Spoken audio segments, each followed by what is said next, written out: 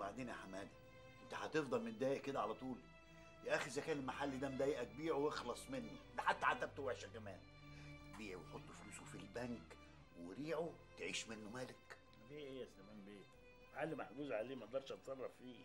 يا عم ريح نفسك بقى، مش الست اللي كنت متجوزها دي عاوزاها بيعه لها واخلص.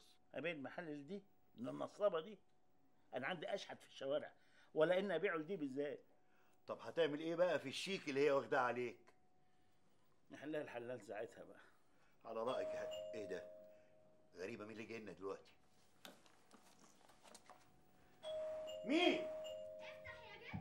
مين؟ هلول، الحمد لله على السلامة يا هلول. مش معقولة مش معقولة يا حبيب قلبي. ازيك يا هلول؟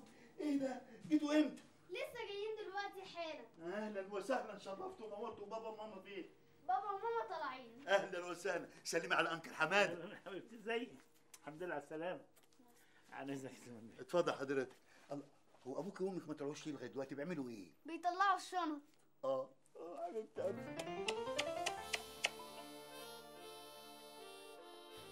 الله، ايه يا حماده بيه، انت بتعمل ايه؟ يعني يا سليمان بيه ما صحش بقى، بنتك وجوزها لازم يقعدوا في البيت براحتهم.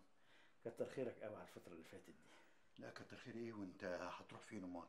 يعني أنا مش هغلب يا سليمان بيه. بس بنتي وجوزها ما عجبهمش الحال هناك، ما هو مش اي حد ينجح في الغربه. هم مدلعين قوي هم الاتنين، فقدموا استقالتهم ورجعوا. ربنا يملى عليك البيت دايما بالحبايب يا سليمان بيه. ربنا يخليك يا حماده بيه، انت شرفتني والله يا بس انا اسف قوي. اسف على ايه يا راجل؟ ده انا اللي اسف ان ازعجتك يا سليمان بيه. لا ما تقولش كده يا حماده بيه، ده احنا اهل.